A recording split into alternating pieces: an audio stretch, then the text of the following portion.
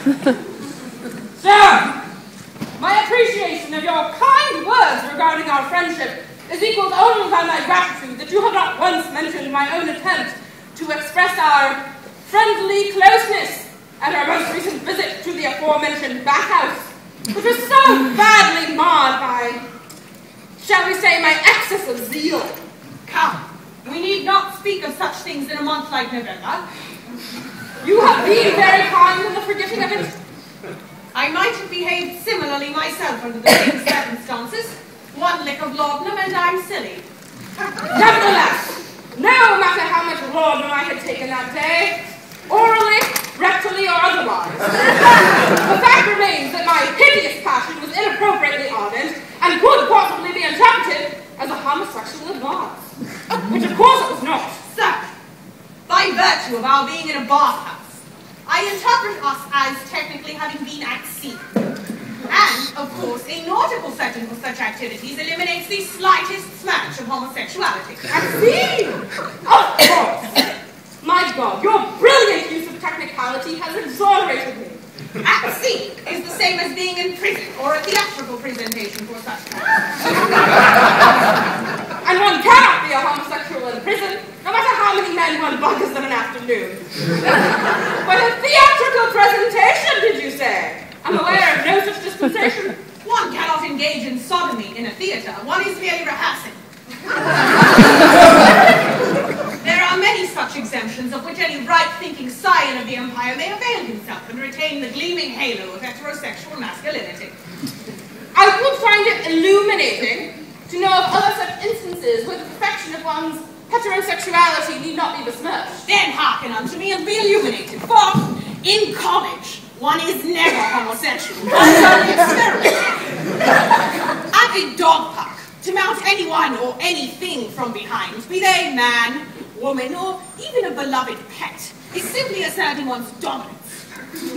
In a wrestling match, nudity is merely the use of Greco-Roman technique, and should your lips happen to touch, that only testifies to the intensity of your masculine struggle. What about at a boys' summer camp? Never, obviously, one is coming of age. No effort to be homosexual, journey or discovery. A men's restroom stall. That's no proposition, you merely have a wide stance. A rest stop on the side, outside Bakersfield, between midnight and 1 o'clock. That's no. Actually, I'm afraid, in fact, that probably is rather gay. I see. Oh, dash it all! Shall we not hang up this silly dueling business and live without shame? Let us damn the world and its judgment and cohabitate apartments of the south of London!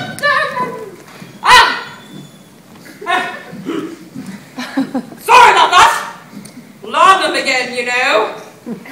Sir, let me reconfirm that I do not share your carnal ardor. At least, not in sobriety. The more fool you for sparring the Chinaman's pipe on such a portentous day. No man is himself who does not start his day with the hearty chase of the dragon. Bah! I reject your opium mongering and further attest that this dueling business is not the least bit silly. Your offer of 50 head of cattle and the right to graze them north of the river in exchange for my youngest daughter's hand in marriage is a stain upon my honor and all propriety, and therefore you must die. But you have no daughter! The greater is my shame.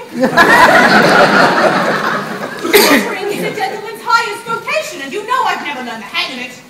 Alack, disloyal friend, I demand bloody satisfaction of you. Very well then. If we are not to choose wallpaper together and live in conjugal bliss, then I curse you. And I curse the hour that Sumatran weasel you call a mother whelped you. Malodorous cur, let us proceed to the business at hand. Very well then.